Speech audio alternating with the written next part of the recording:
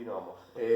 Habíamos dicho, ¿sí?, que el periodo preoperatorio se extendía de los 2 a los 7, 8 años, ¿sí?, que sobreviene hacia la finalización del sensorio motriz, y después lo que vamos a ver más adelante, que va a seguir el periodo operatorio de los 7 u 8 años en adelante.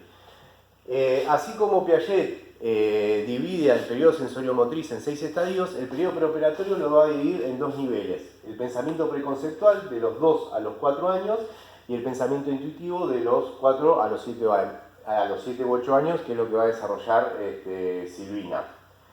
¿Por qué empezamos hablando del sensorio-motriz? ¿Sí? Para ver la lógica con la cual Piaget piensa la estructuración de la inteligencia a nivel sensorio-motriz y a nivel del pensamiento. Hay algo que se repite, ¿sí?, pero en otro plano. Así como decimos que Piaget, el niño construye la noción de espacio, de tiempo en el plano de la acción, luego la tiene que volver a construir en el plano del pensamiento. Y así como decíamos que en el sensorio motriz el niño partía de un estado de egocentrismo radical, una centración inconsciente sobre la motricidad, iba hacia la descentración y podía diferenciar el sujeto-objeto en la medida que construía la noción de objeto. Cuando iniciemos en el periodo preoperatorio, ¿sí?, al final del sensorio motriz, al nivel del pensamiento, el niño también va a volver a un egocentrismo, pero ya no va a ser un egocentrismo a nivel de la acción, sino que va a ser un egocentrismo a nivel del pensamiento. Y lo mismo que hizo en el periodo sensorio-motriz, que fue hacia la descentración a lo largo de los 6 estadios, el niño en el preoperatorio va a ir hacia la descentración, ¿sí? Todo lo que dura el preoperatorio es lo que le lleva al niño a poder descentrarse del plano del pensamiento. O sea que se va a descentrar recién en el periodo operatorio. ¿Por qué? Le lleva más tiempo porque el plano del pensamiento es mucho más complejo, implica mayor distancia entre el sujeto y el objeto. Entonces, en el sensorio motriz la descentración le lleva 2 años, entre 1 año y medio y 2 años. En el periodo del preoperatorio, en el pensamiento, la descentración del egocentrismo le va a llevar aproximadamente 6 años. ¿Sí? A nivel de egocentrismo, en el plano del pensamiento, el niño al comienzo no va a tener diferenciación entre su mundo interno y su mundo externo, ¿sí? No va a poder tener en cuenta la perspectiva o el punto de vista de los demás.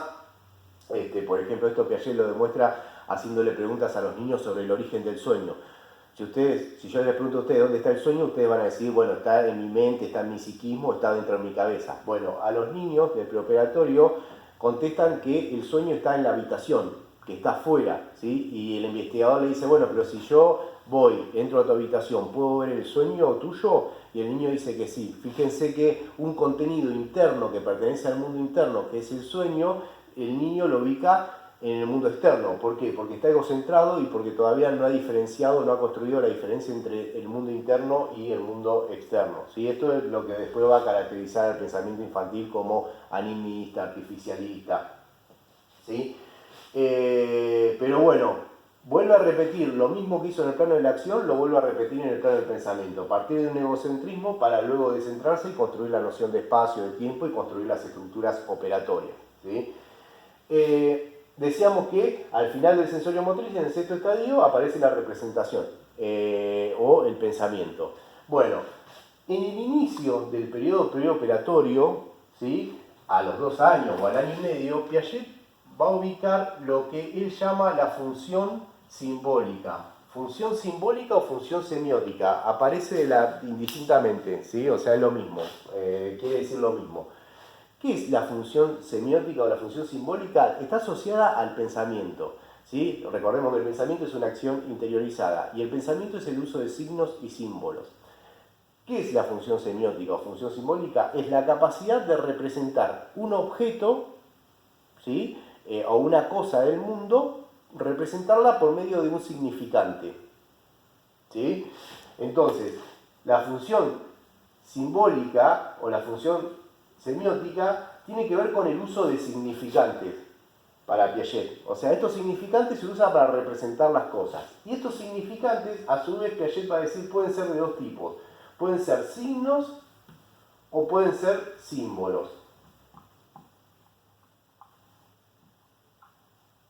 ¿Sí? O sea, entonces, en el pensamiento preoperatorio aparece la función semiótica, que es el uso de significantes. Los significantes son de 2 tipos, signo o símbolo. ¿Qué hace el significante? Permite que yo represente un objeto. O sea, por ejemplo, yo tengo un objeto o una cosa del mundo, que sería el pizarrón este. ¿Sí? Este pizarrón así como lo ven, ¿sí? que yo lo puedo tocar, lo puedo usar. Ahora, ¿cómo represento yo el pizarrón? Con un significante, con una palabra. Con la palabra pizarrón. ¿Sí? La palabra pizarrón representa a la cosa. Y esta palabra pizarrón es un significante. ¿Sí? Entonces la función simbólica es la que permite utilizar signos o símbolos para representar cosas del mundo. Cuando le decía, cuando Piaget habla de significantes, establece una diferencia entre signo y símbolo, porque el signo o el símbolo no es lo mismo para Piaget. ¿Sí? ¿Qué diferencia hay entre el signo y el símbolo? Que en Piaget, cuando hablemos de signo, vamos a hablar exclusivamente del lenguaje. ¿Sí? Fíjense que, o sea, la función semiótica, la capacidad de utilizar signos o utilizar el lenguaje, coincide al año y medio, 2 años, cuando el niño empieza a hablar. ¿Sí? Lo que pasa es que el lenguaje, el niño le lleva mucho tiempo a aprender a utilizarlo, ¿sí? Porque el lenguaje es un instrumento de adaptación, el mejor instrumento de adaptación que tiene el hombre, pero al principio el niño, digamos, para que haga uso le va a llevar todo un tiempo. Entonces al principio, en la función simbólica, va a utilizar lenguaje y va a utilizar símbolos. Entonces, el signo, ¿qué caracteriza el signo? Que es arbitrario y convencional, va a decir Piaget.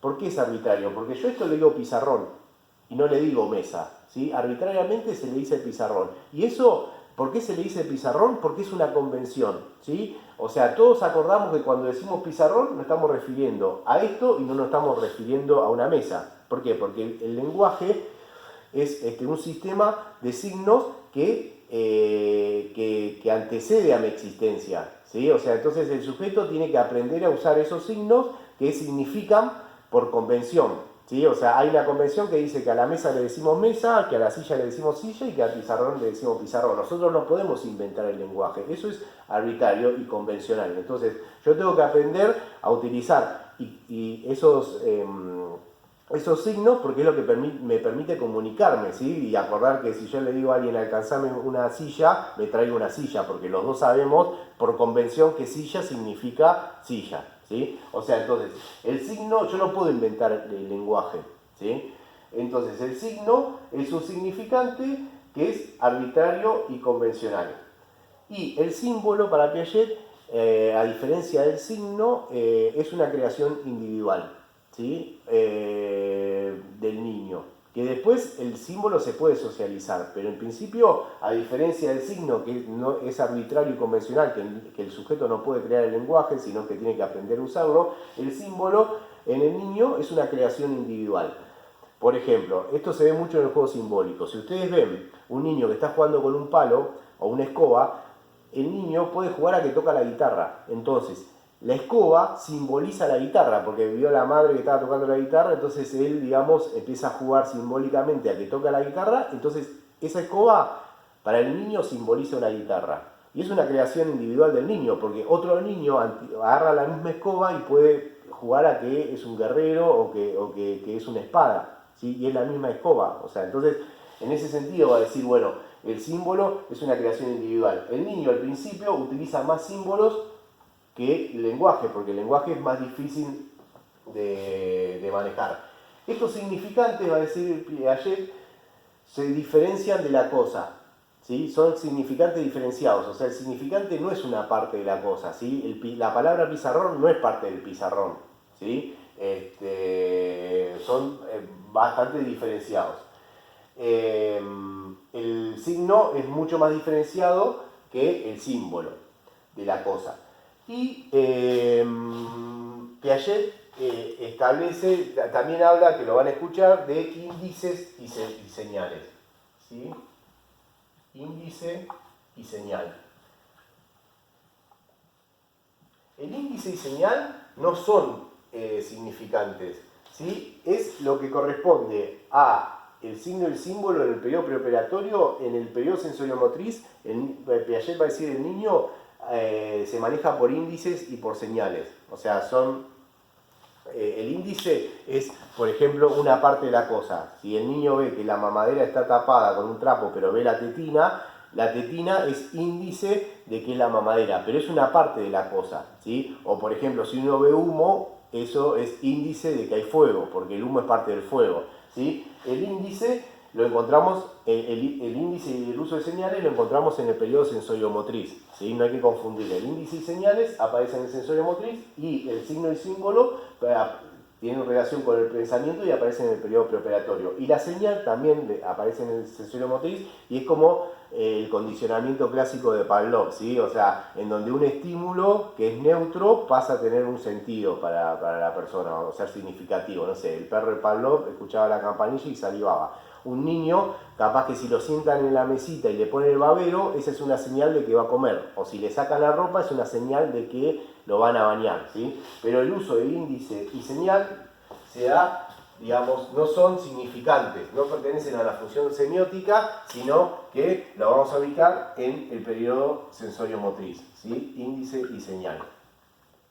Y después, en el periodo preoperatorio, cuando aparezca la función semiótica, vamos a tener el uso de significante, que es signos y símbolos. Piaget va a decir, bueno, ¿dónde se puede ver el uso de signos y símbolos por parte del niño? O el uso de la función semiótica en 5 conductas. Se puede ver en el juego simbólico, ¿sí? En el niño, digamos, así como después cuando veamos juego vamos a ver que en el sensorio motriz no hay juego simbólico, hay juego de ejercicio. El niño los esquemas de acción los repite por el placer que le produce, por ejemplo saltar un charco, ¿sí? Después, cuando aparece el pensamiento, el juego pasa a ser simbólico, entonces el niño juega aún como si. Entonces, juega que se hace el dormido o juega que hace dormir a la muñeca. Entonces, el uso de significantes, de signo y símbolo, se puede ver en el juego simbólico, en la imitación diferida. La imitación diferida también es algo que se va a dar gracias a que hay pensamiento. En el sensorio motriz tenemos la imitación en acto, ¿sí? O sea, uno se pone frente al bebé y le dice, qué linda manito que tengo yo, y el niño empieza a imitar lo que uno hace, pero uno tiene que estar delante del niño haciéndolo esto. Cuando aparece el pensamiento y la capacidad de evocar y de representar, la imitación se hace diferida, no necesita del modelo. Entonces, por ejemplo, no sé, el niño puede ver que el padre está cocinando o que está limpiando la casa y después él solo empezar a imitar esa tarea, hacer como que es el padre o la madre o que está cocinando o que está limpiando la casa. Entonces, las 5... El uso de la función semiótica se puede ver en 5 conductas. El juego simbólico, la imitación diferida, en el lenguaje, el dibujo y la imagen mental.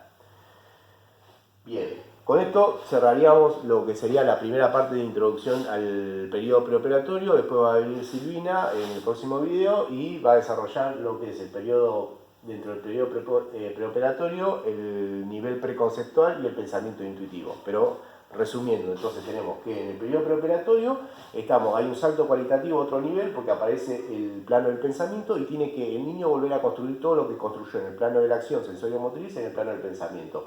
Vuelve a partir de un egocentrismo hacia la descentración, como pasaba en el plano de la acción, y al comienzo del periodo sensorio-motriz vamos a ubicar la función semiótica, que es la capacidad de representar por medio de significantes.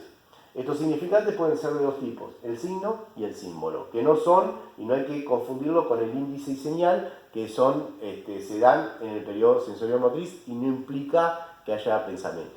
Bueno, muchas gracias.